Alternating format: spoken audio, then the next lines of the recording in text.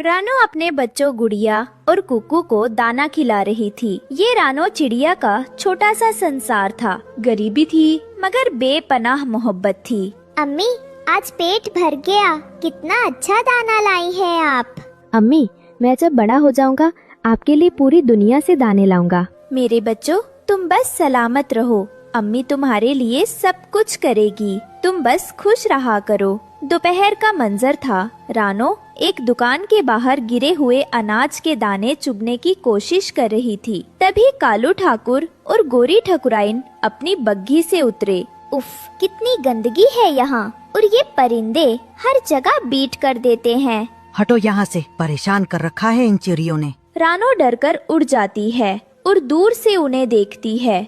हे भगवान, अब मैं अपने भूखे बच्चों के लिए दाना कहाँ से लाऊंगी? ये अमीर लोग हम गरीबों को जीने भी नहीं देते। बाजार से दोस्तों, ये रहे हमारी आज की वीडियो के प्यारे सब्सक्राइबर्स और फॉलोअर्स के नाम। राहुल सिंह, हर्षिता जायसवाल, सुधांश, रंश भामनिया, भावलीन। जो नहीं चुने गए, चिंता मत करो, अगली बार तुम भी बन सकते हो जंगल के सुपरस्टार। दोस्तों, अगर आप भी चाहते हैं मैं आपका नाम अपनी कहानी में लूं, तो देर किस बात की, जल्दी से कमेंट करके अपना नाम हमें। मायूस होकर रानो अब गांव से दूर खेतों में चली आई, इस उम्मीद में कि शायद यहाँ बच्चों के लिए कुछ दाने मिल जाएं। वहाँ हरिया तोता और हरियाली तोती पहले से मौजूद थे।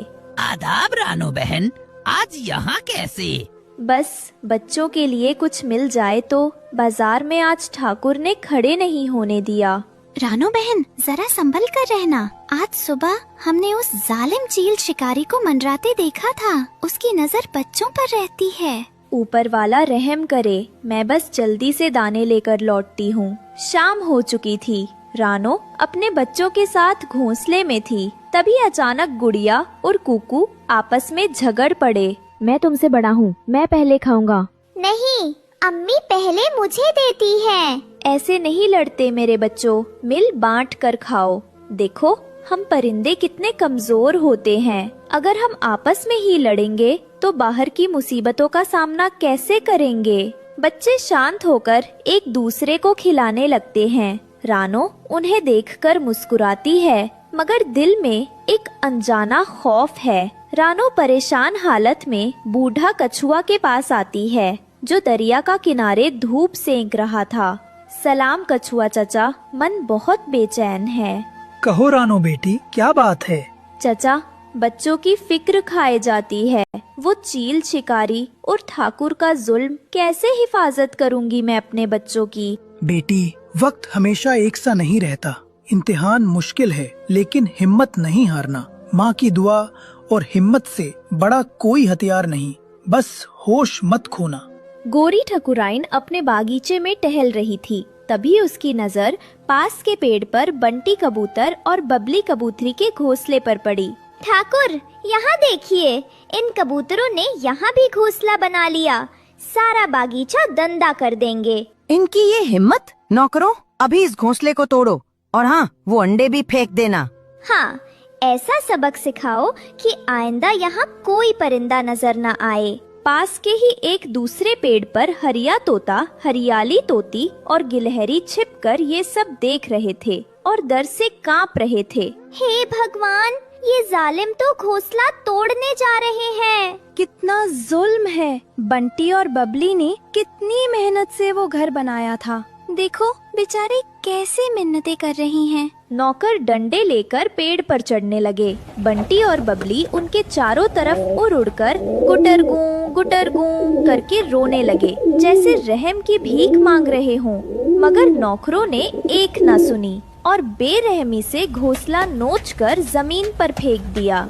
उनके छोटे छोटे अंडे टूटकर बिखर गए। नौकरों के घोंसला तोड़ने पर बबली और बंटी रोते चिल्लाते हुए रानो के पेड़ की तरफ उड़ जाते हैं।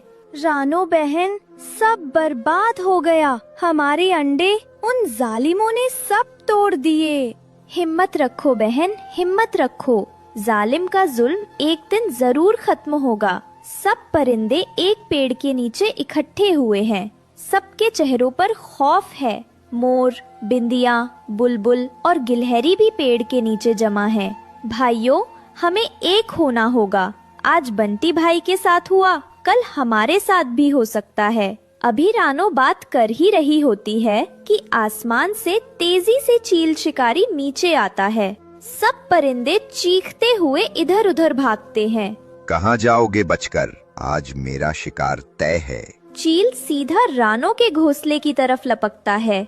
नहीं, मेरे बच्चों को हाथ मत लगाना, चले जाओ यहाँ से। रानो अपनी पूरी ताकत से चील पर हमला करती है, उसे चोंच मारती है, लेकिन चील ताकतवर है। वो रानो को झटक कर जख्मी कर देता है। तूफान गुजर चुका था, चील जा चुका था। रानो जख्मी हालत में किसी तरह लड़खड़ाती हुई वापस घोंसले में आती है। उसका एक पर बुरी तरह जख्मी था। रानो देखती है कि गुड़िया डर से कांपती हुई एक कोने में छिपी है, लेकिन कुकू वहाँ नहीं है। गुड़िया बेटी, कुकू कुकू कहाँ है? अम्मी, वो चील कुकू को ले गया। रानो के पैरों तले जमीन निकल जाती है। मंजर बदलता है। रानो पागलों की तरह हर तरफ कुकू को ढूंढ रही है। वो जख्मी है, लेकिन अपने दर्द की परवाह किए बिना उड़ रही है। कुकू, मेरे लाल, कहाँ हो तुम? अम्मी आ गई है, आजा मेरे बच्चे। रानो लड़खड़ाती हुई उड़कर मोर के पास पहुंचती है, जो चील के खौफ से एक घनी शाख पर बैठा था। मोर भाई, आपने मेरे कुकू को देखा? वो जालिम चील उसे ले गया। आपने देखा वो किस तरफ गया? रानो बहन, मैंने वो जुल्म होते देखा, लेकिन वो इतनी तेजी से आया और तुम्हें जख्मी करके वो आसमान में इतना ऊपर चला गया कि मेरी नजरें भी उसका पीछा ना कर सकीं। मुझे माफ कर दो बहन, मैंने नहीं देखा। नहीं मोर भाई, ऐसा मत कहो। रानो दर्द से करहाती हुई नदी किनारे पहुंचती है। वहाँ उसे बुलबुल मिलती है। बुलबुल बहन, तुम तो ऊंचा उड़ती हो। तुमने कहीं मेरे कुकू की आवाज सुनी? वो मुझे पुकार रहा होगा। बताओ बहन, वो कहाँ है? रानो दीदी, आपकी हालत, मैंने सिर्फ चील की भयानक आवाज सुनी। हम सब अपनी जान बचाने को छिप गए थे। आसमान की तरफ देखने की हिम्मत किसी में नहीं थी। मुझे कुछ नहीं पता दीदी, वो बहुत जालिम है। रानो अब लगभग जमीन पर घिसट रही है। उसकी हिम्मत जवाब दे चुकी है। वो बिंदिया को देखती है। बिंदिया, मेरी बच्ची, तूने तो देखा होगा मेरा कुकू। रानो मौसी, सब खत्म हो गया। वो चील बादलों में गुम हो गया। अब वो कभी। आसमान में बहुत ऊपर चील शिकारी अपने पंजों में कुछ दबाए एक छोटे से नुक्ते जैसा नजर आता है और फिर हमेशा के लिए बादलों में खो जाता है।